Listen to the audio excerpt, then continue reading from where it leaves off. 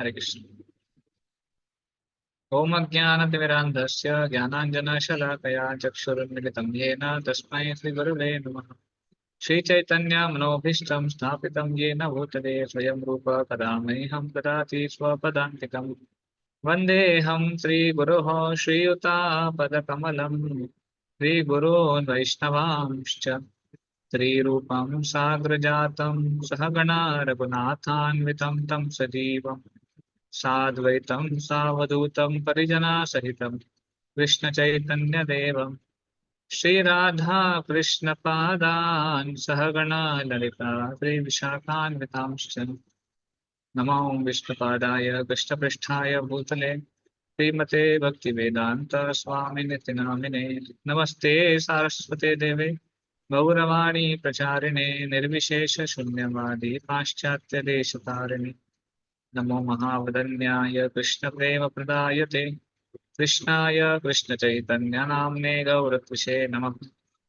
हे कृष्ण करुणा सिन्धु दीनबन्धो जगत्पते गोपेश गोपिका कान्त श्रीराधा कान्त नमोऽस्तुते। तप्त काञ्चन गौराङ्गी श्रीराधे वृन्दावनेश्वरि वृषभानुसुते देवी प्रणमामि हरिप्रिये। वाञ्छाकल्पतरुभ्यश्च कृपा सिन्धुभ्य एव च पतितानां पावनेभ्यो वैष्णवेभ्यो नमो नमः। जय श्री कृष्ण चैतन्य प्रभु नित्यानंद श्री अद्वैत गदाधर शिवासादि गौर भक्त वृंद। हरे कृष्णा कृष्णा कृष्णा हरे हरे हरे राम राम राम हरे हरे।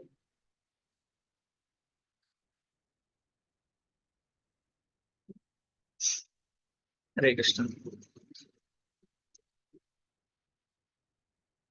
तो पिछले दो सत्रों में हमने भगवान राम के जीवन से और रामायण के पात्रों से बहुत कुछ सीखने का प्रयास किया। कल के सेशन में हमने नवदा भक्ति का अ, नवदा भक्ति के जो अलग अलग अंग है वो कैसे रामायण में भी अलग अलग भक्तों द्वारा प्रस्तुत किए जाते हैं और उनसे हम कैसे वो प्रोसेस के बारे में सीख सकते हैं और उस प्रोसेस को वो जो अंगों को अपने जीवन में अप्लाई कर सकते हैं इन प्रैक्टिकल वे, वो हमने सीखने का प्रयास किया। तो नवदा भक्ति में प्रथम अंग था श्रवणम,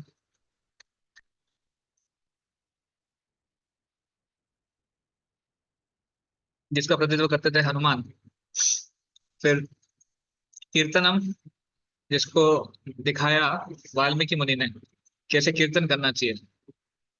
और फिर स्मरणम, जो सीता माता के द्वारा हम शिक्षा ले सकते हैं कि कैसे भगवान का स्मरण करना चाहिए प्रत्येक परिस्थिति में। आ, कीर्तनम विष्णु स्मरणम पाद सेवनम। पाद सेवनम का बहुत अच्छा उदाहरण भरत महाराज ने या फिर भरत द्वारा दिखाई दिया कि भरत ने कैसे राम की सेवा करी। केवल चरणों की ही नहीं, उनके इंस्ट्रक्शंस, उनका भाव, उनके विचार, उनकी सेवा करना, ये पाद सेवनम का मुख्य अंग है। फिर अर्चनम, जो शबरी द्वारा दिखाया गया था कैसे भगवान को अनफेलिंगली, बिना रुकावट के, हमेशा भगवान की सेवा करने के लिए तत्पर रहना चाहिए और आ, हमेशा करते रहना चाहिए। उसमें रुकावट नहीं आनी चाहिए, किसी प्रकार के ऑब्स्टिकल्स नहीं आने चाहिए। डे इन डे आउट, दिन रात या फिर सालों साल वही सेवा करने के लिए तैयार रहना चाहिए। ये अर्चना का एक बहुत मुख्य अंग है। नहीं तो कई बार अर्चना पद्धति में हम शुरू करते हैं उत्साह के साथ, पर फिर कुछ दिनों बाद डाउन हो जाता है क्योंकि वो बोझा लगने लगता है। पर शबरी से हमने सीखा कि कैसे हर दिन नए उत्साह के साथ हमको करना चाहिए। तो बहुत है अर्चना। फिर वंदना, वंदनम हमें सिखाया विभीषण। इन्होंने दिखाया कैसे भगवान को प्रार्थनाएं करनी चाहिए प्रत्येक परिस्थिति में, भले वो विपरीत से विपरीत परिस्थिति क्यों ना हो, उसमें भी हम पॉजिटिविटी ढूंढ सकते हैं और भगवान को शरण जा सकते हैं। और भगवान को शरण जाने के लिए हमेशा तैयार रहना चाहिए, तत्पर। अगर आज इच्छा है तो आज शरण जाना चाहिए, उसको डिले नहीं करना चाहिए। फिर सख्यम, उनके मित्रता। सख्यम का प्रतिनिधित्व किया सुग्रीव ने कि कैसे हम भगवान को मित्र बनाकर बिना किसी अ, उद्देश्य के मित्रता को कर सकते हैं। और भगवान भी सबको मित्र बनाने के लिए तैयार रहते हैं, भगवान क्वालिफिकेशन नहीं देखते हैं। भगवान बिना क्वालिफिकेशन के भी मित्रता बना देते हैं अगर किसी का भाव है तो। ये था मैत्री की। फिर दास्यम, जो लक्ष्मण द्वारा प्रदर्शित किया गया था कि भगवान का दास, ये कितना बड़ा पोजीशन है। भगवान का दास होना ये गर्व की बात है कि हम भगवान के दास हैं। इसलिए जब हमको टाइटल मिलता है, हम इस्कॉन में विशेष करके जब दीक्षा मिलती है तो दास या दासी ये टाइटल मिलता है। तो ऐसे देखा जाए तो ये हमारा सबसे बड़ा गर्व होना चाहिए। दीक्षा लेना ये इतना महत्वपूर्ण नहीं है जितना उस दीक्षा के मूड में अपने आप को रखना, ये महत्वपूर्ण है। दीक्षा का मूड क्या है कि मैं दास बन गया हूँ ऑफिशियली, आज से मैं दास बन गया हूँ। अब तक तो मैं दास था या फिर दास थी, हम सेवा तो कर ही रहे थे, बट दीक्षा होने के बाद ऑफिशियली हम दास बन गए। और अभी हमको सेवा और बढ़ानी है, अभी हमको सेवा का और अच्छे से करनी है, अच्छे मूड से करनी है।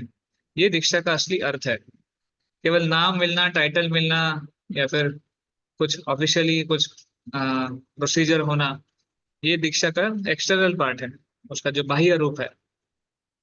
तो ये दास होना ये बहुत बड़ा गर्व की बात है कि हम दास हैं। कई बार लोग देखा है, कभी कभी लोग हिचकिचाते हैं, पूछा जाए नाम क्या है तुम्हारा, तो पहला नाम बताते हैं। जैसे दीनानाथ गोपाल दास मेरा नाम है, दीक्षा नाम। तो मैं बोलूंगा दीनानाथ गोपाल दास, जल्दी निकलता नहीं है मुंह से, क्योंकि वो आदत नहीं है हमें अपने आप को दास बोलने की। बट आइडियली अगर किसी ने नाम पूछा जाए तो पहले आना चाहिए दास। ये मुझ में भी नहीं है, बट ये भाव लाना जरूरी है कि पहले तो मेरा नाम, मेरी आइडेंटिटी सर्वेंट है, बाद में ठीक है दीनानाथ गोपाल ये गुरु महाराज ने नाम दिया है, पर दास ये मेन टाइटल मुझे मिला हुआ है ऑफिशियली। ये लक्ष्मण द्वारा हम सीखते हैं। और जो आखिरी जो विधि थी, आत्मनिवेदनम, सब कुछ समर्पित करना भगवान को, जीते जी भी। ऐसे नहीं कि मरने के बाद या फिर थोड़े दिनों बाद, जब मेरे काम का कुछ नहीं आएगा तब तब नहीं, जब काम का है तभी, क्योंकि सब कुछ है भगवान का। तो इसको सिखाया था जटायु ने, कैसे करना चाहिए, क्या भाव होना चाहिए। इस प्रकार नवदा भक्ति के जो अलग अलग अंग है, उसको रामायण की जो किरदार है, कैरेक्टर्स हैं, उसने लिखा मुझे कहा। आज रामनवमी है, तो मैं बहुत विचार में था कि आज क्या डिस्कस करना चाहिए। इतना सारे रामायण के पास टाइम है, बहुत कुछ डिस्कस करने लायक हो सकता है। पर रामनवमी भी है, भगवान राम का प्राकट्य दिवस भी है, तो हम थोड़ा सा आ, रामनवमी के बारे में भी चर्चा करेंगे। पर उससे पहले हम थोड़ा सा युद्ध कांड से थोड़ा सा डिस्कस करेंगे। भगवान का जो युद्ध हुआ था रावण के साथ, युद्ध इसलिए क्योंकि थोड़ा युद्ध में रोमांच होता है। कई बार नींद आती है ना तो केवल स्टोरी स्टोरी सुनने में, पर युद्ध में थोड़ा सा एक्साइटमेंट होता है, क्या होगा, क्या होने वाला है। तो देखते हैं कैसे समय मिलता है। हमारे पास समय है अभी लगभग 47 मिनट है, उसमें जितना हम डिस्कस कर पाएंगे। तो क्योंकि आज रामनवमी है, हम राम के नामों का उच्चारण कर कर उनका आशीर्वाद लेकर शुरू करते हैं। आज सुबह भी आई थिंक भागवत में भी अगर आपने अटेंड किया है मंदिर में, तो ये राम के कुछ नाम उनका उच्चारण हुआ था, तो हम यहाँ भी करेंगे। आपको मेरी स्क्रीन दिखाई दे रही है? यस प्रभु। यस प्रभु। तो कुछ मंत्र हैं भगवान राम की गुणगान में, इनमें से आप याद भी कर सकते हैं मंत्र धीरे धीरे। तो ये पहला मंत्र हम उच्चारण करेंगे। Okay, may be Neeraj you can recite after me, and others can unmute, sorry mute, mute करके रख सकते हैं, अनम्यूट नहीं। ओके। आपदाम पहर्तारम, आपदामापहर्तारं दातारम सर्वसंपदाम, दातारां सर्वसम्पदां लोकाभिरामम श्रीरामम, लोकाभिरामं श्रीरामं भूयो भूयो नमाम्यहम्। भूयो भूयो नमाम्यहम्।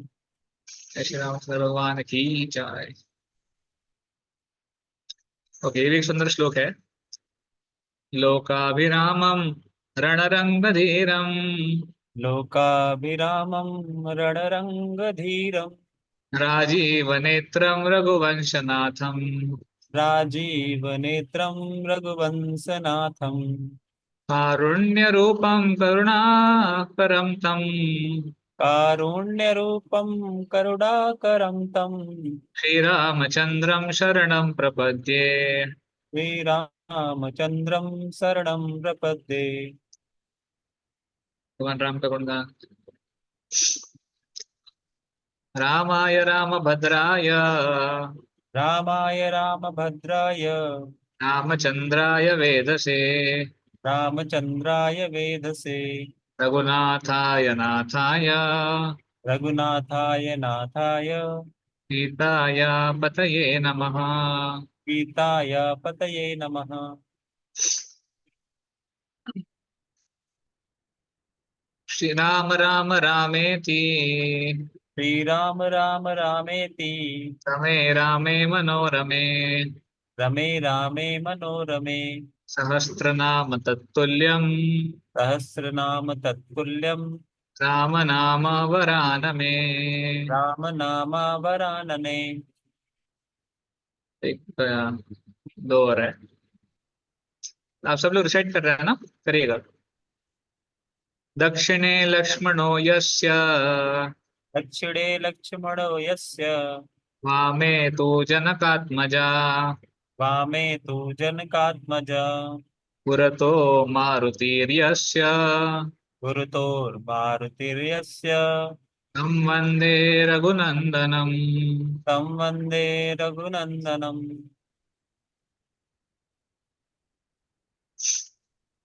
और एक आखिरी श्लोक।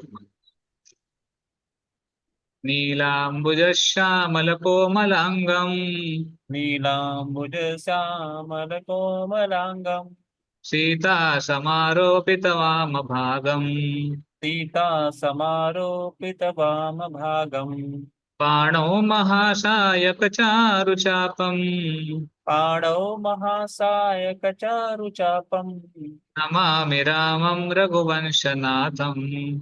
नमामि रामं रघुवंशनाथम्। जय श्री श्री सीताराम लक्ष्मण हनुमान जी की। जय।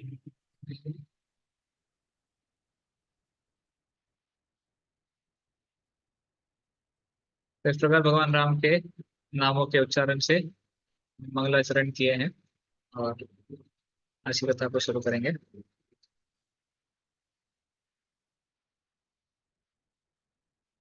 ओके। तो जैसे मैंने बताया, रामायण में कई सारे कांड हैं जिसके बारे में चर्चा हुई थी। तो आ, कहाँ शुरू करें। एनीवे, तो जैसे मैंने बताया, एक कांड है सुंदर कांड जिसमें हनुमान जी के गुणों का वर्णन आता है। हनुमान जी कैसे अपनी शक्ति को समझते हैं और लंका जाते हैं, सीता माता को ढूंढते हैं, वापस आते हैं। इस पूरे प्रसंग में बहुत सारे बहुत सुंदर सुंदर सीख हैं, शिक्षाएं हैं जो हम सीख सकते हैं हनुमान जी के जीवन से। तो मैं भी सुंदरकांड पे हम कोई अलग सेशन करेंगे, अलग से डिस्कस करेंगे उसके बारे में। कितना डीप है वो सुंदरकांड, बहुत है उसमें सीखने लायक। पर जब हनुमान जी वापस आते हैं सीता का पता लगाकर, तब राम लक्ष्मण और सुग्रीव सब लोग समझ जाते हैं कि अभी क्या करना है, टास्क क्या है। तो सब लोग फिर वहां पे समुद्र किनारे आते हैं और वहां से एक ही हर्डल है, एक ही बीच में बाधा है सीता तक पहुंचने के लिए, वो है समुद्र। तो पहले तो हम जानते हैं कि कैसे। देखिए, भगवान राम चूंकि मनुष्य रूप में है, मानव सदृश लीलाएं कर रहे हैं, इसलिए कहीं पर भी अपनी भगवत्ता को तुरंत प्रदर्शित नहीं करते हैं। पहले भगवान एक मनुष्य के भांति ही चीजों को डील करते हैं चीजों के साथ। क्योंकि अगर हम राम के ऊपर वो भगवान वाला लॉजिक लगाएंगे तो भगवान फिर तो कुछ बचता ही नहीं है रामायण में। अगर भगवान चाहते तो रामायण एक सेकंड में खत्म हो सकता है। इनफैक्ट रामायण होता ही नहीं पूरा अगर भगवान की इच्छा होती तो। पर क्योंकि भगवान की लीला थी, एक पूरा प्लान था भगवान का, अपने भक्तों का मन आकर्षित करने के लिए, असुरों का नाश करने के लिए, और विशेष करके जो भक्त हैं उनके साथ आदान प्रदान करने के लिए। ये पूरा एक प्लान भगवान रचते हैं। तो ये पूरे जो भगवान जो भी लीलाएं करते हैं उनका उद्देश्य काफी क्लियर होता है। ऐसा नहीं कि केवल सरकमस्टेंशियली भगवान को आना पड़ रहा है। भगवान बाध्य नहीं होते आने के लिए, और ना ही भगवान बाध्य होते कुछ करने के लिए। और भगवान के साथ जो भी होता है वो भगवान के कर्मों के भगवान के कर्मों भगवान कोई कर्मों के अधीन नहीं है कि भगवान के साथ ये हो। कई लोग ऐसे समझते हैं कि भगवान को भी अपने कर्मों को सहन करना पड़ा। देखो, भगवान की भी पत्नी चली गई और भगवान को भी ये पत्नी का वियोग सहन करना पड़ा। तो ये सब एक्सटर्नल अंडरस्टैंडिंग है। पर भगवान जो भी करते हैं, एक बहुत सुंदर लीला है अपने भक्तों के साथ आदान प्रदान करने के लिए। ऐसे तो भगवान वहां पर समुद्र के किनारे जाते हैं, समुद्र देवता से पहले रिक्वेस्ट करते हैं कि समुद्र देवता, हमको जाना है और अब हमको रास्ता दे दीजिए। तो समुद्र देवता वहां पे, समुद्र क्योंकि उनको लगता है क्या ये मनुष्य है, वो भूल जाते हैं कि राम उनके स्वामी हैं। तो पहले अटेंशन नहीं देते और वो नहीं आते हैं। तो लगभग 3 दिन तक राम वेट करते हैं उनके आने का, पर वो नहीं आते हैं। उसके बाद भगवान को थोड़ा सा क्रोध आ जाता है, क्योंकि उनको समझ में आता है कि जब, देखिए, कब किसी भक्त में जब गर्व बढ़ जाता है ना, तो फिर उसका निदान करने के लिए भगवान को कोई रास्ता निकालना पड़ता है। तो फिर भगवान क्रोधित हो जाते हैं और केवल अपने आंखों से, अपने क्रोध से समुद्र को एक प्रकार से जलाने लग जाते हैं। उसमें ऐसे बबल आने लग जाते हैं। उसमें जो भी प्राणी होते हैं, जो भी एक्वेटिक्स होते हैं, सब परेशान हो जाते हैं कि अभी क्या होने वाला है, यहाँ पर भूकंप आने वाला है समुद्र के अंदर। इस प्रकार की स्थिति हो जाती है पूरे समुद्र में। वो पानी जो है आग बबूला हो जाता है, इतना गर्म हो जाता है। तो जब समुद्र देवता देखते हैं कि ये हालत हो रही है समुद्र की, मेरे बोर्ड की, तब वो फटाक से बहुत जल्दी भगवान के सामने हाथ जोड़कर आते हैं और क्षमा की याचना करते हैं कि मुझे क्षमा कर दीजिए, मैं समझ नहीं पाया आप कौन थे। और फिर जैसे ही वो आते हैं शरण में, भगवान वापस उनकी शरण को स्वीकार कर लेते हैं, उनको अपने शरण में ले लेते हैं और फिर शांत हो जाते हैं। तो ये भगवान का हमेशा आप देखेंगे ये फीचर, भगवान कभी भी क्रोधित होते भी है तो भी भक्त की भलाई के लिए होते हैं। और जैसे ही भक्त सरेंडर करते हैं, भगवान वापस शांत हो जाते हैं, नॉर्मल हो जाते हैं। भगवान उसको रखते नहीं है अंदर, ऐसे। तो कभी हमारे जीवन में भी अगर हमें लगे कि भगवान क्यों ऐसे हमारे साथ कर रहे हैं, कोई कठिन, कोई सिचुएशन है, कोई ताप है, कोई त्रास है, कोई समस्याएं हैं, तो वो भी भगवान का एक प्लान है कहीं ना कहीं हमें सरेंडर कराने के लिए, या फिर हमारी गलतियों का एहसास दिलाने के लिए। अभी क्या है, सिचुएशन अलग है, हर एक के लिए यूनिक है। वो डिपेंड करता है कि हमें उससे क्या सीखना है। बट इतना जरूर है कि हमको भगवान के प्रति अपनी शरणागति बढ़ानी है। जब हम भूल जाते हैं भगवान को शरण जाना, तो डेफिनेटली हमारे जीवन में समस्याएं आएंगी। तो यहाँ पर भी समुद्र देवता को चाहते तो राम बोल सकते थे कि अभी सब खत्म करो, मेरे को जाना है लंका, रास्ता बना दो। पर राम नहीं कहते, राम कहते हैं कि हमको ब्रिज बनाने दो, हमको ब्रिज बनाना है। अगेन समुद्र देवता फिर उनको, हम मानते बोलते हैं ठीक है, आपको जो आप जैसे करना चाहते हैं करिए। तो देखिए, ये राम का एक फीचर है, राम कभी भी किसी से कोई जबरदस्ती नहीं करते। राम हमेशा सबको अपने अपने लेवल पर, उनके उनको सम्मान करते हुए, उनकी पोजीशन को सम्मान करते हुए आगे बढ़ते हैं। राम ने कभी सुग्रीव को फोर्स नहीं किया कि आपको क्या करना चाहिए। राम ने कभी हनुमान को फोर्स नहीं किया। राम ने कभी किसी और कैरेक्टर को फोर्स नहीं किया पूरे अपने लीला में, हम देखते हैं। तो यहाँ पर वो ब्रिज बनाने के लिए रिक्वेस्ट करते हैं और ब्रिज बनाने में सब लोग जुड़ जाते हैं। और आपने सुनी है वो कथा, बहुत सुंदर कथा है कि कैसे प्रत्येक वानर और प्रत्येक पशु पक्षी जो भी थे वहां पर, सब भगवान की राम की सेवा में लग जाते हैं ब्रिज बनाने में। और ऐसे बता दें कि 5 दिन में वो ब्रिज तैयार हो जाता है। वो जो पुल था, राम सेतु, 5 दिन में तैयार हो गया। आजकल ब्रिज बनाने के लिए सालों लग जाते हैं और उसके लिए पूरा सब कुछ बंद हो जाता है। कहीं भी ब्रिज बनाना है तो बहुत समस्या आ जाती है। पर यहाँ पर राम बिना किसी मॉडर्न टेक्नोलॉजी के, बिना किसी एक्सपर्ट इंजीनियर्स के, आर्किटेक्ट्स के, पूरे ब्रिज को खड़ा करते हैं पानी के ऊपर 5 दिन में। ये भगवान राम की टेक्नोलॉजी है। ये रामचंद्र भगवान की जय। तो खैर, राम चाहते तो कुछ भी कर सकते हैं, अगेन उसका तात्पर्य यही है। तो राम अपने भक्तों को सेवा में एंगेज करते हैं। इस प्रकार प्रत्येक वानर को सेवा करने का मौका मिला। किसी कैपेसिटी कम थी तो उन्होंने छोटे छोटे पत्थर लेके आए, किसी कैपेसिटी ज्यादा थी वो बड़े बड़े पत्थरों को फेंक रहे थे पानी में, कोई तो पहाड़ चट्टानों को उठाकर पानी में फेंक रहे थे, कोई वृक्षों को तोड़कर फेंक रहे थे। जहां से जो मिल जाए पानी में वो ब्रिज को बनाने के लिए वो फेंक रहे थे। और कुछ आर्किटेक्ट्स थे वानर सेना में जो ब्रिज को असेंबल कर रहे थे, इतना चौड़ा बना रहे थे कि पूरी वानर सेना वहां से निकल जाए। तो इस प्रकार ये ब्रिज का निर्माण हुआ, उसके विस्तार में डिटेल भी है। जब ये ब्रिज बनकर तैयार हुआ, वहां पर पार्टी पहुंच गई।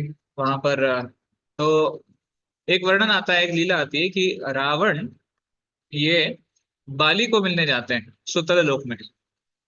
तो सॉरी।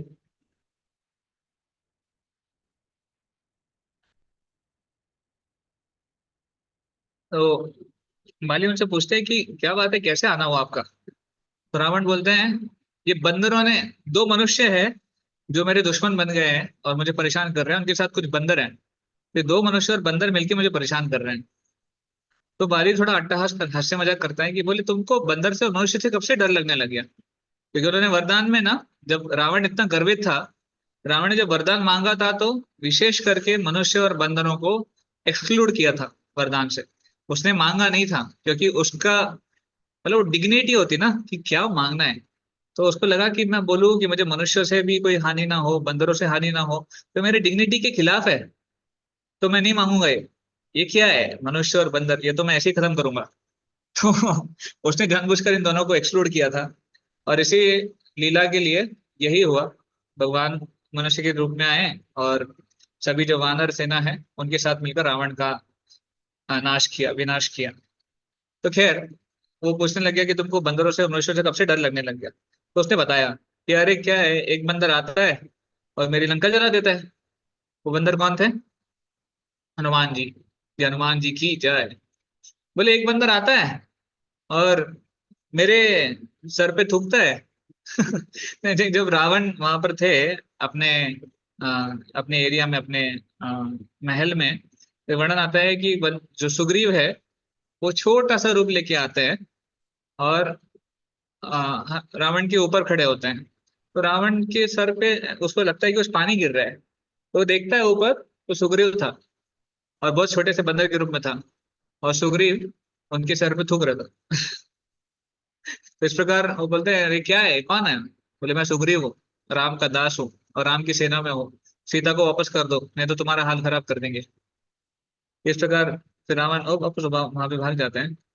और फिर अंगद आते हैं।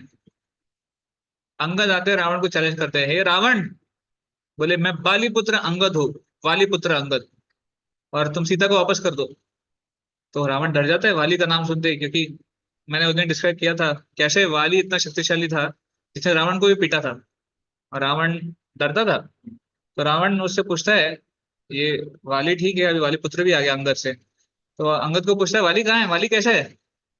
तो बोले वाली अभी नहीं रहे, वाली का सर्वनाश हो गया। तो रावण डर जाता है, क्या, कैसे, किसने किया? बोले राम ने किया। राम के एक तीर से वाली का मृत्यु हो गया। तो रावण और डर जाते हैं, जानबूझ के अंगद राम का नाम लेते हैं और उसको सिचुएशन ग्राफिकली समझाते हैं कि कैसे हुआ। बोले ऐसे कैसे हो सकता है, वाली को तीर, एक तीर से आजकल कौन मरता है? आजकल की फिल्मों में भी देखते हैं तीन चार गोलियां लगती है तब भी कुछ नहीं होता है, पर एक तीर से वाली कैसे मर सकता है? तो फिर वो समझाते हैं कि बोले जैसे नारियल में सुई आसानी से घुस जाती है, वैसे ही वाली के शरीर में राम का तीर आसानी से घुस गया और वाली की मृत्यु हो गई। तो इस प्रकार वो जो ग्राफिकली समझाते हैं, बोलते हैं रावण तुम सीता को वापस कर दो वरना तुम्हारा हाल भी बेकार हो जाएगा। और रावण बोलता है नहीं, मैं नहीं करूंगा। रावण रावण को चैलेंज करता है कि तुम राम को तो छोड़ दो, मैं उनके सेना में हूँ, मुझको हरा के दिखाओ। मैं अपना पैर जमीन पर रखता हूँ, मेरा पैर को आप तो जमीन से हिला के दिखाओ। तो अंगद ने अपना पैर पैर जमीन पे टेका। अब रावण को लगा मैं वानर का पैर पकड़ू ना, मेरी तो डिग्निटी के बाहर है। तो उसने इंद्रजीत को भेजा। इंद्रजीत जो उनका बेटा था वो गया और अंगद का पैर हिलाने का प्रयास करने लगे। तो इंद्रजीत ने बहुत मेहनत की पर अंगद का पैर नहीं हिला पाए। और फिर जब देखा कि इंद्रजीत फेल हो गए, फिर रावण खुद आए। रावण ने अपने दोनों हाथों से अंगद के पैर को हिलाने का प्रयास किया। बहुत मेहनत करने के बाद भी रावण के दोनों हाथों से भी अंगद का पैर नहीं हिला। उसके बाद अंगद ने बोला देखो रावण, ये तो मेरा पैर था, पैर छोड़ो, मैं एक अंगूठा रखता हूँ जमीन के ऊपर, तुम उसको हिला के दिखाओ। तो अंगद ने अंगूठा रखा केवल अपना जमीन के ऊपर। रावण ने पूरी शक्ति लगा दी अपने दोनों हाथों से अंगद के अंगूठे को हिलाने के लिए, नहीं हो पाया, वो नहीं कर पाया। रावण के 20 हाथ प्रकट हो गए, 20 हाथों से वो अंगद के पैर को हिलाने का प्रयास कर रहा था, पर वो फिर भी अक्षम रहा। तब अंगद ने उसको चेतावनी दी, ये है राम की सेना, तो तुम्हारा क्या हाल होगा, तुम सीता को वापस कर दो चुपचाप। और युद्ध समाप्त हो जाएगा। पर रावण नहीं माना।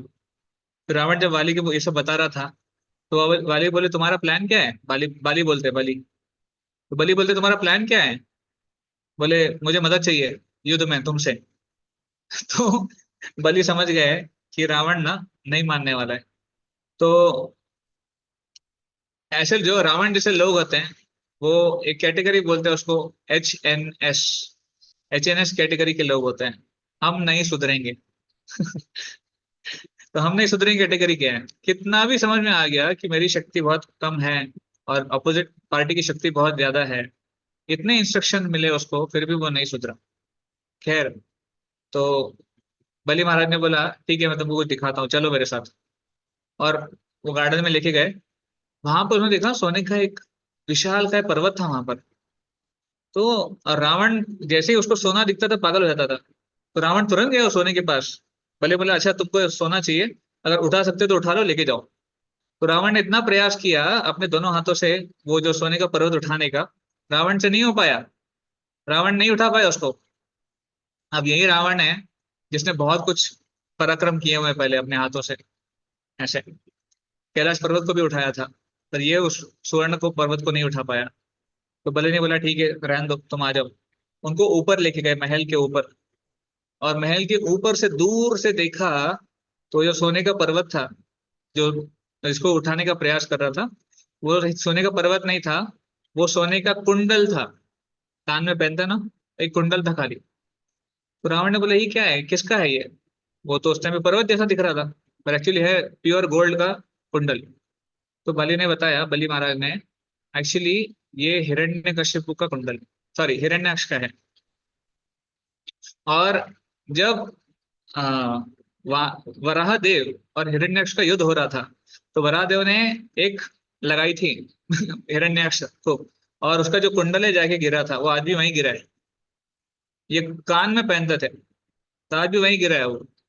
तो बोले रावण, तुम ही वो हिरण्याक्ष थे पिछले जन्म में। तुम्हारी शक्ति क्षीण हो गई है, तुम्हारी शक्ति कम हो गई है, इसलिए तुम उसको उठा भी नहीं पा रहे हो, पहले पहनते तो तुम कुंडल। और जो वराहदेव जिसने तुमको मारा था, वही राम है और उसकी शक्ति एज इट इज है।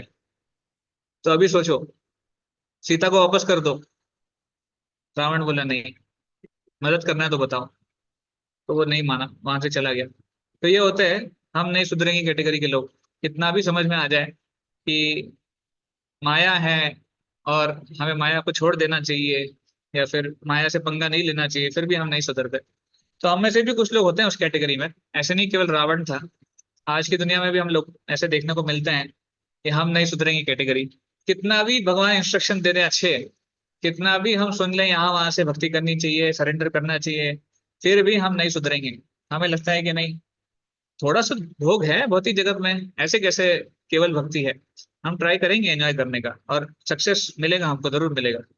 हम होंगे कामयाब एक दिन। वो कभी नहीं आने वाला वो दिन। बट फिर भी वही होता है ना, लातों के भूत बातों से नहीं मानते। तो हम लातों के भूत हैं या बातों से मानने के बातों से मानने वाले हैं, ये हमें डिसाइड करना चाहिए। तो खैर वो चले जाते हैं। फिर युद्ध में ऐसे वर्णन आता है कुंभकर्ण का वध। कुंभकर्ण जब लड़ रहे होते हैं, तो सुग्रीव उनसे लड़ रहे होते हैं। सुग्रीव और वानर सेना, पहले वानर सेना जाती है उनसे लड़ने के लिए। तो कुंभकर्ण जो है सुग्रीव को पकड़ लेता है। सुग्रीव को बंदी बना लेते हैं और चले जाते हैं, वहां से चलने लगते हैं वापस लंका की ओर। तो एज इट इज लाइक वो वॉर खत्म हो गया, क्योंकि सुग्रीव राजा थे, राजा पकड़ गए मतलब कदम। तो वानर सेना एकदम हताश हो जाती है। तो सुग्रीव आ, बेहोश हो जाते हैं। तो वहां पे ऐसे होता है ना, जब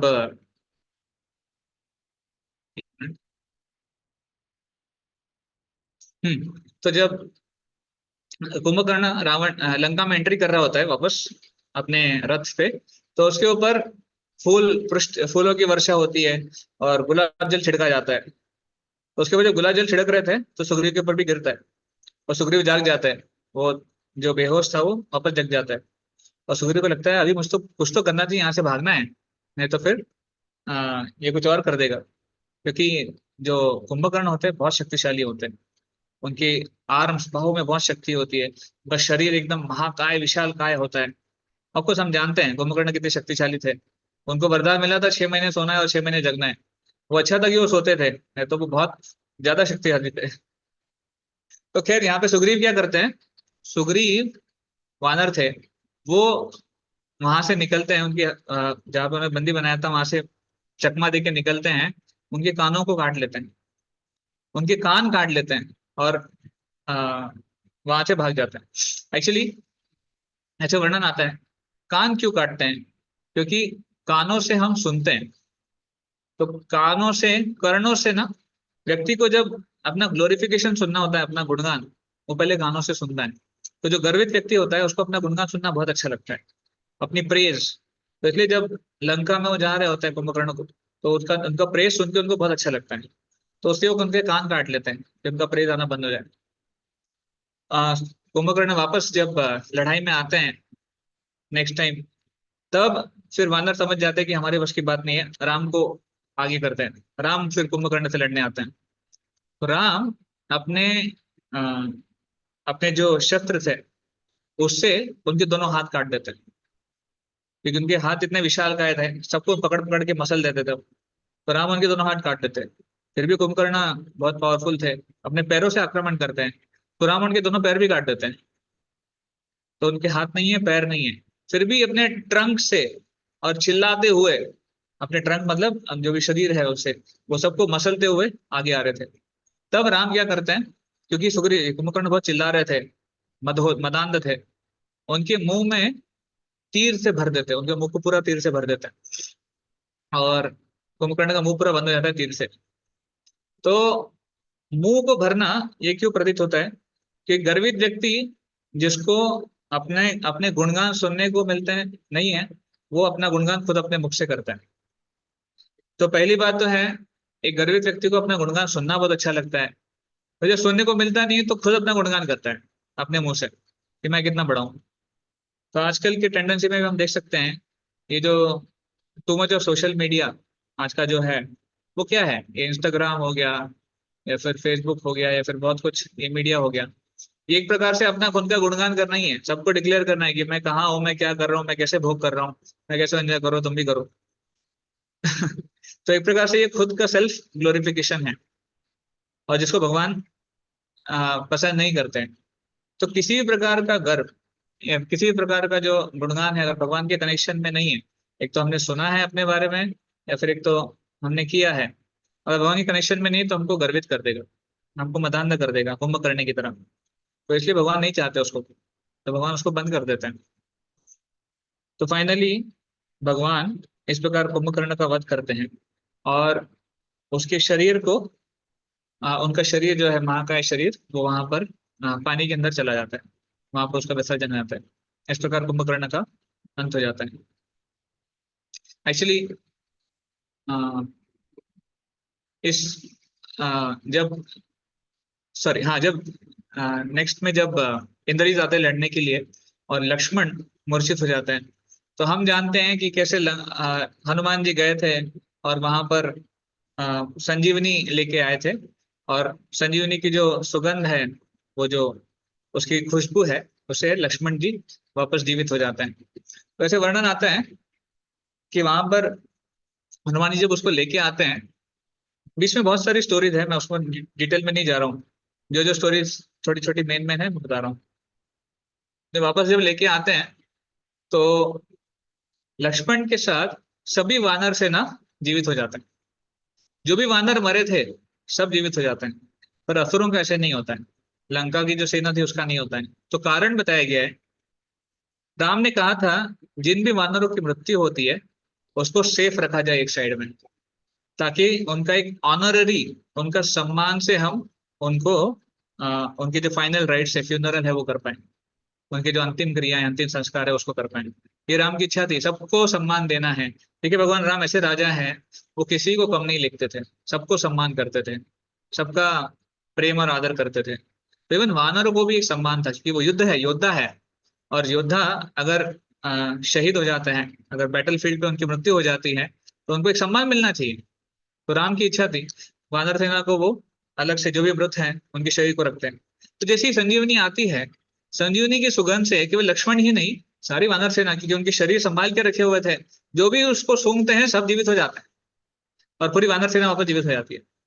और on the other hand Lanka या फिर रावण की क्या नीति थी, जिन भी असुरों की मृत्यु हो जाए उनको पानी में डाल दो। क्यों पानी में डाल दो? ताकि ऑपोजिट पार्टी को पता ना चले कि कितने लोग मरे हमारे, और उनका मनोबल बढ़ना नहीं चाहिए, इसलिए पानी में डाल दो। तो सबको पानी में डाल दिया गया था, तो उन्होंने कुछ सूंघा ही नहीं और उनके जीवित नहीं हुए वो। तो इस प्रकार ये एक राम की महानता यहाँ से हम देख सीखने को मिलती है, राम कितने उदार दिल थे और कितने महान थे। तो राम वहां पर अ, युद्ध में एक समय ऐसा आता है कि राम वहां पर एक मोहिनी अस्त्र चलाते हैं। ये मोहिनी अस्त्र क्या है? मोहिनी अस्त्र सबको मोहित कर देता है, सब लोग मोहित हो जाते हैं। कैसे मोहित हो जाते हैं? सबको हर जगह राम दिखाई नहीं लगते हैं। तो एक वानर दूसरे वानर को नहीं देख रहा है, वो उसको देख रहा है कि ये राम है। एक असुर दूसरे असुर को देख रहा है कि वो राम है। सब लोग एक दूसरे को राम की तरह दिखने लग जाते हैं। यह है मोहिनी अस्त्र का कमाल। तो सब लोग राम राम राम दिखने लगते हैं। तो वानरों में क्या होता है, वानर सेना में, जो कि एक वानर दूसरे वानर को राम के रूप में देखते हैं, उसका सम्मान करने लगते हैं, उसको रिस्पेक्ट करते हैं, उसको आदर करते हैं और उसकी पूजा करने लग जाते हैं। ये एक वानर दूसरे वानर को कर रहा है। और असुरों में क्या होता है, क्योंकि असुर ये राम से घृणा करते थे, ईर्ष्या करते थे उनके, क्योंकि उनके लीडर वैसे थे, रावण। रावण ईर्ष्या करते थे। तो असुरों में जैसे ही वो देखते हैं कि ये रावण है, ये राम है, तो उसे ईर्ष्या करने लगते हैं, उसको मारने लग जाते हैं। तो इस प्रकार एक ही शॉट में सारे असुरों ने एक दूसरे को मार दिया और सारी असुर सेना मर गई और वानर सेना वैसी की वैसी रही। तो हम सीख सकते हैं इससे। देखिए, पहली बात तो एक बहुत इंपॉर्टेंट लेसन है, असुरों का नाश कैसे हुआ? उनके ही हृदय में जो ईर्ष्या थी, उसके कारण उनका नाश हुआ। उनकी जो राम के प्रति, भगवान के प्रति ईर्ष्या थी, उसने उनका खुद का नाश कर दिया। इसलिए ईर्ष्या बहुत बुरी चीज है। हमको भगवान से ईर्ष्या नहीं करनी चाहिए।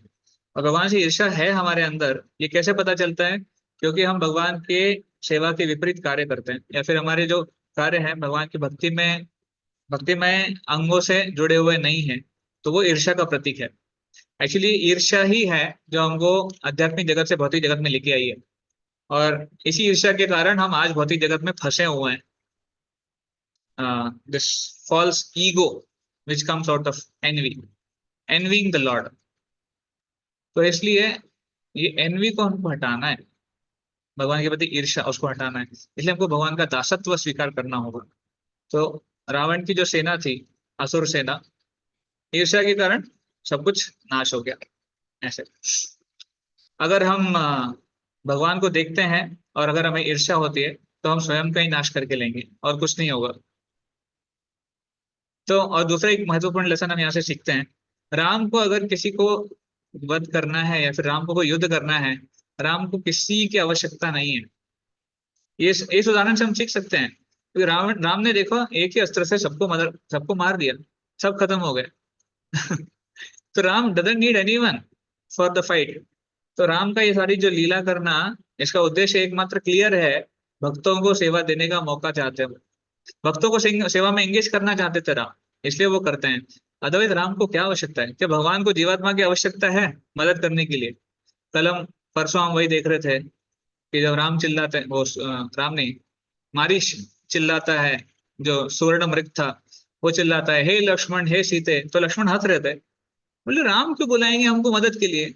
हम जीवात्मा है, हम बुलाना चाहिए राम को मदद के लिए, राम क्यों बुलाएंगे? तो नेचुरल है, भगवान को किसी की आवश्यकता नहीं है मदद के लिए। तो भगवान जब भी कोई लीलाएं करते हैं, भगवान को अगर करना ही है, रावण को अगर मारना ही है भगवान को, उन्होंने ठान लिया, किसकी मदद की आवश्यकता है? वो अंदर हृदय में परमात्मा के रूप में है, उसको एक हार्ट अटैक आ जाएगा, वो मर जाएगा। युद्ध करने की जरूरत भी नहीं है, सब खत्म, वहीं के वहीं खत्म। तो इस प्रकार भगवान की भगवत्ता हमको समझनी चाहिए। हालांकि भगवान मनुष्य रूप में है, पर उनकी शक्तियां वही हैं, वो वही है भगवान। तो इसलिए हमको उसको वैसे समझना चाहिए। तो खैर, जब रावण आता है युद्ध करने के लिए, रावण पूरी तैयारी से आता है। यहाँ पर एक छोटा सा प्रसंग मैं बताऊंगा, पूरा डिटेल में और नहीं बताऊंगा क्योंकि उसमें बहुत टाइम चला जाएगा। तो ये छोटा प्रसंग हम डिस्कस करेंगे, बहुत सुंदर है। राम की जो राम का एक सम्मान जो है प्रत्येक जीवात्मा के प्रति, वो हम यहाँ से सीखते हैं। तो जब रावण आता है युद्ध करने के लिए, पूरी तैयारी के साथ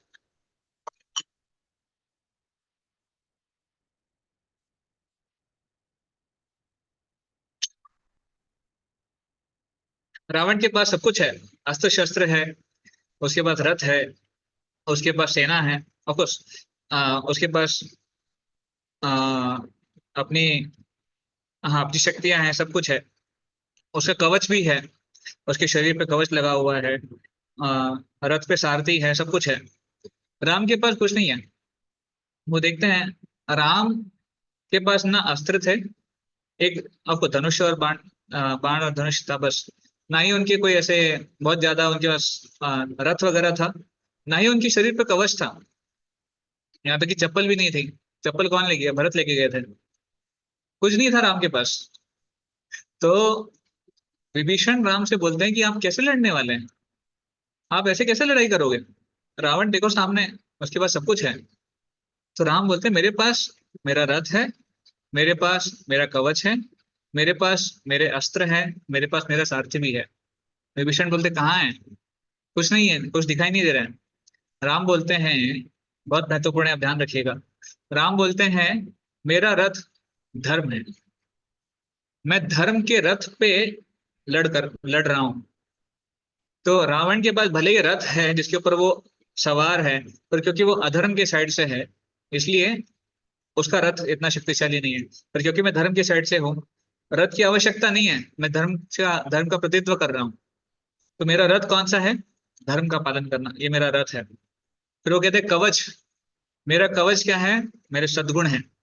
जब हम सद्गुणों का कवच मैं धारण करता हूँ, उससे मैं शक्तिशाली हो जाता हूँ। और कोई भी जो अपोजिट एलिमेंट्स हैं मुझे छू नहीं सकते, क्योंकि मेरे में वो सद्गुण हैं। मैं उसको अपने आप की रक्षा कर सकता हूँ उनसे। तो ये मेरा कवच है जो मुझे बचा के रखता है, मेरी रक्षा करता है। बोलते हैं, मेरे पास अस्त्र है, मेरा अस्त्र कौन सा है? मेरे ज्ञान का अस्त्र। ज्ञान ये बहुत शक्तिशाली होता है। इसलिए बोलते हैं ना, pen is mightier than the sword, English में कहावत है। तो ज्ञान एक्सटर्नल जो फिजिकल शस्त्र है उससे शक्तिशाली होता है। और जिसके पास सही ज्ञान है, शास्त्रों का ज्ञान है, एक शास्त्र ये शब्द भी आता है, शस्त्र, शास्त्र से शस्त्र आता है। तो शास्त्र भी शस्त्र हो सकते हैं अगर उसका सही से उपयोग किया जाए तो scriptures are like our weapons which we can defend our self, which we can fight with. तो राम कहते हैं कि मेरे पास ज्ञान है, ये मेरा शस्त्र है, मैं इससे लड़ सकता हूँ। और मेरे सारथी कौन है? तो मेरी साधना। तो मेरी साधना मेरी मुझे गाइड करती है कि मुझे मेरे रथ को कहाँ जाना है। तो जितना मैं साधना में निपुण रहूंगा, जितना हम साधना करेंगे और निपुण रहेंगे, वैसे ही हमारी लाइफ की जो रथ है उसको डायरेक्शन मिलेगी, उसको गाइडेंस मिलेगा। इसलिए हमारी साधना के ऊपर हमको फोकस रहना चाहिए। हम कहाँ कैसे जप कर रहे हैं, हम कैसे ग्रंथों का अध्ययन कर रहे हैं, श्रवणम कर रहे हैं, मनन कर रहे हैं, ये साधना है। तो राम कहते हैं, ये मेरा, तो मेरा रथ कौन सा है? मेरा धर्म का पालन करना। मेरा कवच कौन सा है? मेरे सद्गुण। मेरे अस्त्र कौन से हैं? ज्ञान। और मेरे सारथी कौन है? ये मेरी साधना। और इन सब से मैं दुर्जनों का नाश कर सकता हूँ। तो रावण कितना भी शक्तिशाली हो, क्योंकि वो दुर्जन है, तो इन सब की मदद से मैं उनका नाश कर सकता हूँ। तो इस प्रकार राम अपना कॉन्फिडेंस विभीषण को दिखाते हैं और विभीषण उनको प्रणाम करते हैं इस प्रकार। तो खैर बाद में ऐसे होता है कि इंद्र अपना रथ भेजते हैं अपने सारथी माताली के साथ राम को लड़ने के लिए। तो राम उसको 3 प्रदक्षिणा करते हैं रथ को, और फिर उस पर सवार होते हैं। तो यहाँ पर मैं 2 इंसिडेंट्स बताऊंगा, उससे रावण और राम की मेंटेलिटी का डिफरेंस समझ में आता है। तो एक बार क्या होता है, रावण आ, युद्ध के दौरान मूर्छित हो जाता है, अनकॉन्शियस हो जाता है। और वानर सेना को चांस मिल जाता है कि रावण के ऊपर अटैक कर दो। तो सारी वानर सेना मिलकर रावण को अटैक करके मारनी ही वाली थी। पर उतने में जो उनका सारथी था, बुद्धिमान था, उसने देखा कि अभी रावण मूर्छित हो गए, उनको वहां से भगा लेता है। बहुत दूर लेके जाता है, एक नदी के किनारे। वहां पे थोड़ी देर बाद रावण को उसका उसकी चेतना वापस आती है, कॉन्शियस हो जाता है। जब उसके ऊपर उसको कुछ उपचार मिलता है, तो रावण जैसे ही देखता है मैं कहाँ हूँ, मैं युद्ध भूमि के बाहर हूँ, तो अपने सारथी को चिल्लाता है, डांटता है, क्या है तुम मेरे को यहाँ क्यों लेके आए हो? समझ में नहीं आता तुमको, युद्ध के बीच में वो मुझे लड़ना था। तो सारथी उसको बोलता है, सर माफी चाहता हूँ, बट आपको पता नहीं आप किस सिचुएशन में थे, आप मूर्छित हो गए थे। अगर मैं आपको नहीं वहां से निकालता तो आप गए थे, आप तो ऐसे ही मर गए थे। तो रावण जब सिचुएशन को समझता है तो उसको समझ आता है, नहीं नहीं सारथी सही था, वो गलत था। खैर वो सारथी को कुछ बोलता नहीं है। ये एक इंसिडेंट था रावण के साथ। On the other hand, Ram जब माताली आता है रथ लेके, सारथी के रूप में माताली सेवा कर रहे होते हैं। तो एक समय राम बोलते हैं राम माताली को, जल्दी से अच्छे से आप जल्दी से रथ चलाओ और ध्यान पूर्वक चलाओ, और रावण के पास मुझे लेके जाओ, और रावण के पास जाकर उससे युद्ध करना है मुझे, कैसे लेके जाओ। और जैसे ही एक क्षण के बाद ये बोलने के बाद रावण माताली को बोलते हैं, सॉरी, मुझे क्षमा कर दो। तो माताली बोलते हैं, क्यों सॉरी भाई। तो राम बोलते हैं कि सॉरी, मैं आपको उपदेश देने लग गया, पर एक्चुअली मुझे आपको उपदेश नहीं देने चाहिए। मुझे पता है कि आप ऑलरेडी अच्छे सारथी हो, और आपको पता है कैसे रथ चलाना है, कहाँ जाना है, यू नो बेटर। तो मुझे आपको उपदेश देने की जरूरत नहीं है, तो I am sorry for that. तो देखिए, कहाँ रावण और कहाँ राम। सारथी को सम्मान करना ये इतना इतना आसान नहीं है। जैसे मान लीजिए हम कहीं जा रहे हैं और हमने किसी ड्राइवर को हायर किया है, और ड्राइवर को सम्मान देना, इतना सम्मान देना कि उसको मतलब उसके लिए उसको सॉरी बोलना, बेसिकली आपने कुछ बोल दिया तो बहुत बड़ी बात है। तो ये था राम का हृदय, कि वो उनके अधिकार क्षेत्र में नहीं था माताली, इसलिए उनको नहीं सही लगा कि मुझे उसको इंस्ट्रक्ट करना चाहिए, जैसे उन्होंने सॉरी बोल दिया। On the other hand Ravan, हालांकि उनका जो साथी था वो सही था, फिर भी रावण ने उसको डांट दिया, और उसको रिएक्ट नहीं किया बाद में। माताली ये सब सुन के इतना उनका हृदय द्रवित हो जाता है, इतना उनकी भक्ति भावना राम के प्रति बढ़ जाती है कि वो बहुत अ, अच्छे से उनके लिए लड़ाई करते हैं। ऑफ कोर्स तो लड़ ही रहते हैं, उनको मदद कर ही रहते हैं, पर उनका हृदय में भक्ति और बढ़ जाती है, प्रगाढ़ हो जाती है। तो ऐसे राम को सब हर कोई सम्मान करता था, क्योंकि राम सबको सम्मान करते थे। तो if you give respect you will get respect, if you give love you will get love, if you give love and care and affection you will get it. तो इस प्रकार का राम का बिहेवियर था, सबको समान दर्जा से देखना, सबको सम्मान करना उनकी पोजीशन के हिसाब से, सबको प्रेम करना, ये राम का स्वभाव है। इसलिए नेचुरली सबको ही राम से प्रेम करते थे, प्रत्येक जीवात्मा राम से प्रेम करता था ऐसे। एक्चुअली हमारे लिए व्यक्ति मतलब we count them in numbers. हाँ, मेरे घर में कितने 10 लोग हैं, या फिर मेरे फ्रेंड सर्कल में कितने 50 लोग हैं, तो हम नंबर्स में गिनते हैं उनको। पर राम के लिए प्रत्येक व्यक्ति एक व्यक्ति है, एक इंडिविजुअल व्यक्ति है, और इसलिए वो हर एक को व्यक्ति की तरह सम्मान करते हैं, ना कि नंबर्स की तरह। तो इसलिए राम का ये भावना है। और फिर नेचुरली ऐसे लीडर के लिए कौन सेवा नहीं करेगा। ऐसा अगर लीडर है, ऐसे अगर राजा है, ऐसे अगर हमारे सुपीरियर्स हैं, तो कौन इनको सेवा नहीं करेंगे, हर कोई सेवा करने के लिए तैयार होगा। तो खैर ये राम के कुछ गुण थे जो हम उनकी पर्सनालिटी से, उनके बिहेवियर से सीख सकते हैं।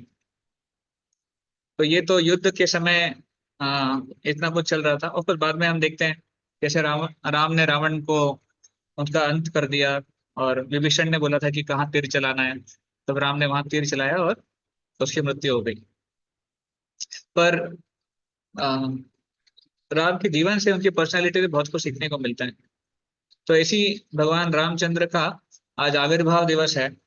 इस आज के दिन वो प्रकट हुए थे इस धराधाम में, और सभी लोगों के ऊपर आशीर्वाद अ, और कृपा करने के लिए वो इस धराधाम में प्रकट हुए थे।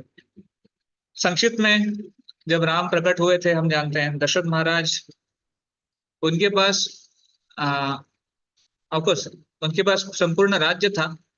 वो पूरे अयोध्या के नहीं, पूरे पृथ्वी के राजा थे, पर फिर भी वो संतुष्ट नहीं थे, क्योंकि सब कुछ होने के बाद भी उनको कोई संतान नहीं थी, कोई पुत्र नहीं थे, कोई संतान नहीं थे। तो वो बहुत मायूस रहते थे। तो एक स्वभाव है भौतिक जगत का, कि आपके पास सब कुछ है, बट अगर एक चीज मिसिंग है जिसके प्रति हमारा बहुत फीलिंग्स हैं, हमें बहुत इच्छा है उस चीज की, तो बाकी सब कुछ जो अच्छा है वो भी अच्छा नहीं लगता है।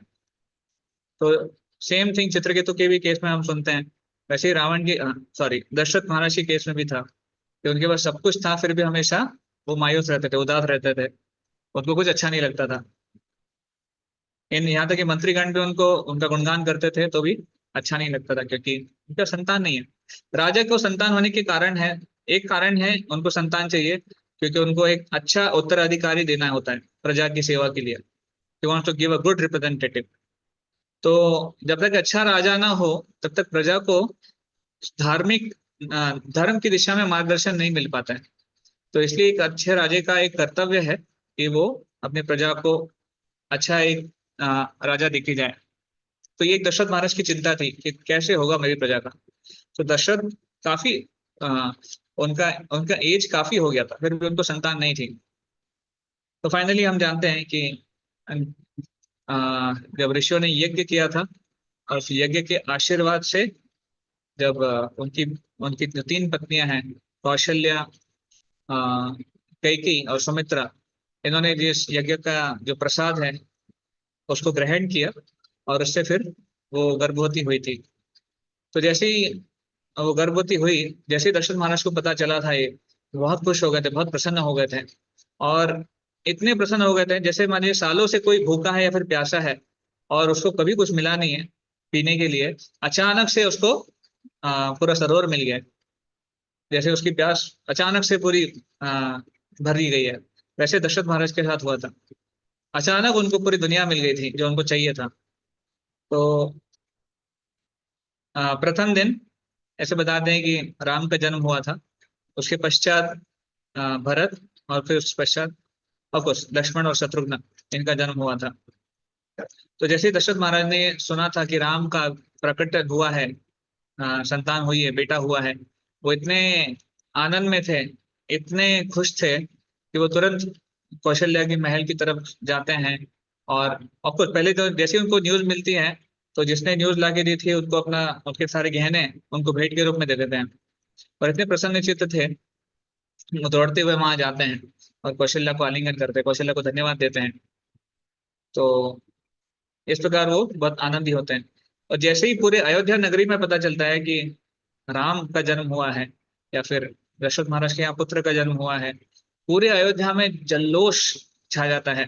आज भी हम देखेंगे अयोध्या में जो कोई होगा, हम, मुझे पता नहीं अयोध्या में कोई है कि नहीं, पर अयोध्या में बहुत बड़ा सेलिब्रेशन हो रहा है, क्योंकि ऑफकोर्स रिसेंटली अभी जो मंदिर स्थापित हुआ है उसके कारण भी, और आज रामनवमी है। तो रामनवमी मतलब पूरी अयोध्या नगरी दैदीप्यमान हो गई थी, अ, अ, रत्नों से, उनके दीपों से। और इतना वहां पर सब जगह आनंद था, सब जगह फेस्टिवल्स, फेस्टून्स, तो सब जगह डेकोरेशन, सारे रास्तों की सफाई, सब जगह फूलों से सजाई, वो सब जगह जो अ, सुगंधित द्रव्य है उसको छिड़कना, सब जगह ही आनंद का माहौल था।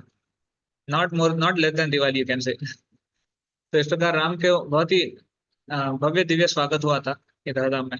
तो इस तरह हमको भी अपने जीवन में भगवान राम का स्वागत करना है।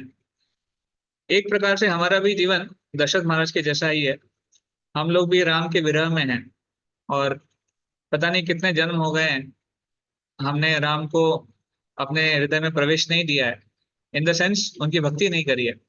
प्रवेश नहीं दिया मतलब, ऑफकोर्स हम सबके घर में ऑल्टर है, हम राम की पूजा भी करते होंगे, कृष्ण राधा कृष्ण की पूजा भी करते होंगे, बट हमने उस भक्ति भाव से राम को प्रवेश नहीं दिया है, राम को अपने जीवन में नहीं उतारा है। पर अभी वो समय है कि हम शिल प्रभुपाद जी के मार्गदर्शन में, और प्रामाणिक जो ग्रंथ है, गुरु शिष्य परंपरा है, उनके मार्गदर्शन में आज हम इन सब लेसन्स को सीख रहे हैं। अदरवाइज हमारी क्या योग्यता है। मैं सोच रहा था, अगर हम इस्कॉन से नहीं जुड़े होते आज, तो कहाँ राम कथा कर रहे होते, फिर राम कथा सुन रहे होते हैं, या फिर कहाँ इस मंदिर में जाकर अभिषेक देख रहे होते हैं, कहाँ फेस्टिवल लाइटिंग कर रहे होते हैं। हम तो किसी अपनी दुनिया में होते हैं, पार्टी कर रहे होते हैं, मौज मस्ती कर रहे होते हैं, कुछ तो टाइम पास कर रहे होते हैं, और अपने जीवन को नरक बना रहे होते हैं। पर आज उनकी कृपा है, हमारे परंपरा की कृपा है, प्रभुपाद जी की कृपा है कि आज हम यहाँ बैठकर अपने जीवन को धन्य बना रहे हैं। विशेष अवसरों पर हम उपवास कर रहे हैं, हम गुणगान सुन रहे हैं, हम कथा सुन रहे हैं। तो आज के दिन हमको भगवान राम से, सीता माता से, लक्ष्मण हनुमान जी से प्रार्थना करनी चाहिए कि वो हमारे भी जीवन में आए, और हमारे जीवन को भी धन्य बनाए, जैसे उन्होंने अयोध्या नगरी को बनाया था। उसके लिए हमें तैयार होना पड़ेगा, हमने अपने हृदय को उनके आने के लिए तैयार करना पड़ेगा। वो हम कर सकते हैं जो भगवान के नामों का जप करेंगे, अपने हृदय को स्वच्छ करेंगे, हमारी इच्छाओं को स्वच्छ करेंगे और सेवा भाव जागृत करेंगे। जय श्री राम नवमी महामहोत्सव की जय। श्री सीताराम लक्ष्मण हनुमान जी की जय। शील प्रभुपाद की जय। तो समय हो गया है, इसलिए मैं सोचा कि हम ज्यादा एक्सटेंड नहीं करेंगे। हम प्रयास करेंगे कि ऐसे ही रामनवमी की कथाएं और हम करें फ्यूचर में जब भी समय मिले, और भगवान के गुणों में, भगवान की लीलाओं में अपने मन को और लगाने का प्रयास करें।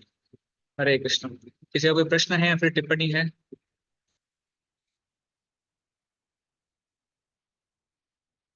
Any comments, any question?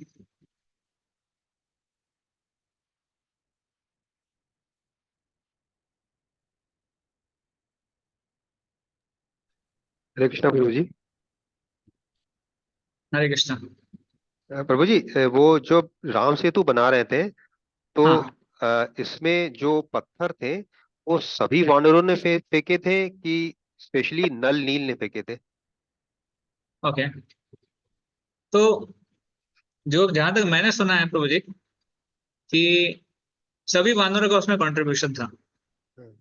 सभी वानर अपने अपने क्षमता के अनुसार उसमें कंट्रीब्यूट कर रहे थे। यहाँ तक कि जो गिलहरी का पास टाइम जो हम सुनते हैं, कि गिलहरी भी, उसकी क्षमता थी धूल के कुछ कण लेके जाना, तो वो उसको लेके जा रही थी और समुद्र में रख रही थी। तो सबको अपना अपना कंट्रीब्यूशन करने का मौका मिला था। Thank you Prabhu ji. Actually Hare Krishna. तो बहुत एक सुंदर एक पास टाइम है, मैंने सुना है। अभी ना ऑथराइज्ड, मतलब वाल्मीकि रामायण में है कि नहीं मैंने वेरीफाई नहीं किया, बट मैंने सुना है बहुत सुंदर लीला, कि राम एक बार हनुमान से पूछते हैं कि हनुमान बताओ, मैं ये जो लंका जो सेतु बन बना रहे हैं, हम लोग पुल बना रहे हैं, क्यों कर रहे हैं, इसका उद्देश्य क्या है? तो हनुमान जी बोलते हैं कि हाँ, वहां लंका पहुंचना है, रावण का वध करना है, इसके लिए पुल बना रहे हैं। तो राम बोलते हैं ना, लंका पहुंचने के लिए पुल की क्या आवश्यकता है?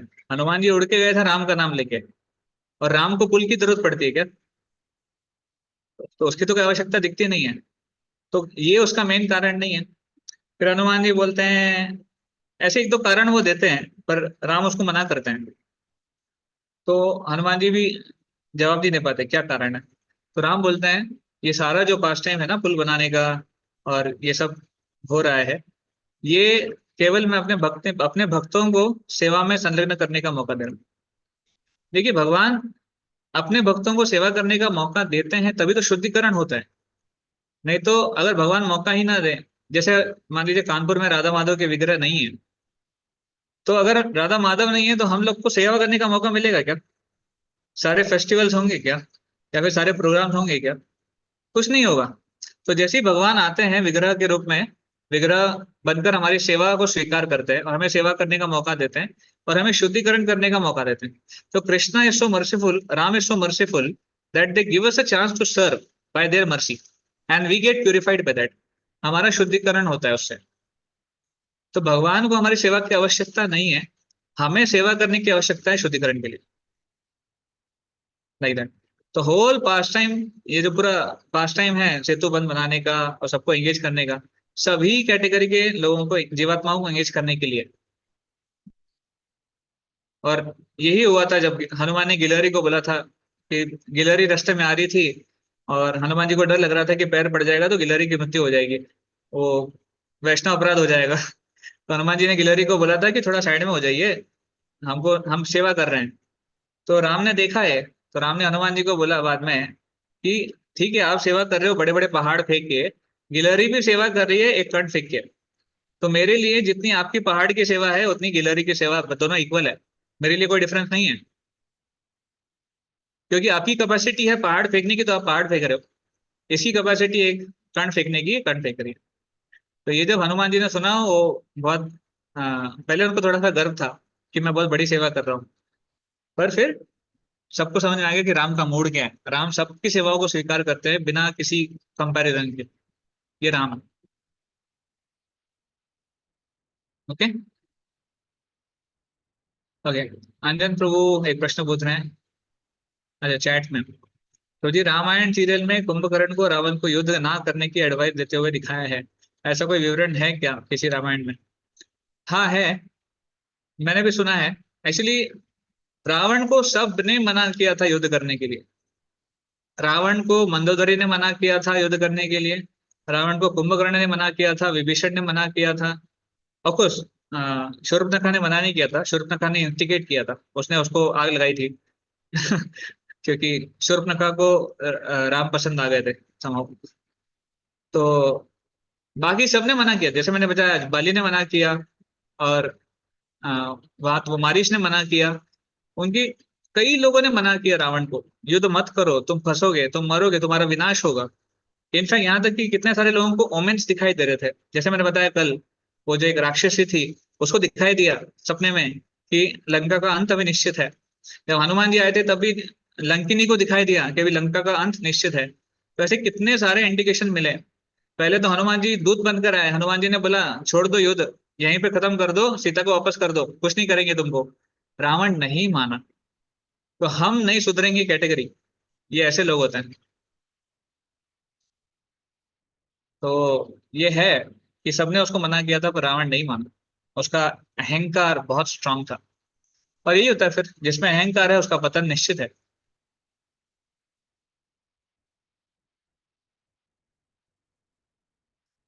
और कोई प्रश्न है?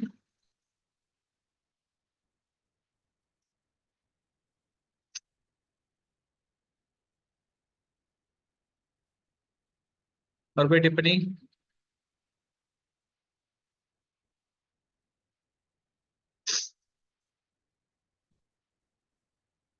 Okay, so I think we can end here. बहुत बहुत धन्यवाद सबका आज के हमारे राम कथा श्रवण में जुड़ने के लिए। हाँ माता जी, हरे आपका एक प्रश्न कृष्ण। है क्या? हरे कृष्ण प्रभु जी बालकांड का कोई लीला भी बता दीजिए। जैसे एक हमने सुना था कि हनुमान जी के साथ उनका जो मिलन हुआ था जब वो छोटे थे, तो दोनों फ्रेंड थे, फिर बाद में दूर हो गए थे, ऐसा कुछ देखा था, क्या ये सच है? वो जब छोटे थे? हाँ। अच्छा, मैंने सुना नहीं माता जी, उनके मैं आपको पढ़ के बता दूंगा। हम डिस्कस करेंगे इसके ऊपर भी। मैं सोच रहा हूँ एक दो सेशन और इसको कंटिन्यू करेंगे सैटरडे संडे को, अगर हो पाता है तो हम बालकांड में भी डिस्कस करेंगे। एक सोमेश प्रभु क्वेश्चन पूछ रहे हैं, why does Agastya Rishi ask Ram to chant Aditya Hridayam verses before fight with Ravan? Agastya Muni knew he Ram was supreme lord. Okay. तो सोमेश प्रभु, मुझे इसके बारे में अभी आइडिया नहीं है, आई एम सॉरी। मुझे इसको और पढ़ना पड़ेगा कि अगस्त्य मुनि उनको क्यों जप करने के लिए कहते हैं।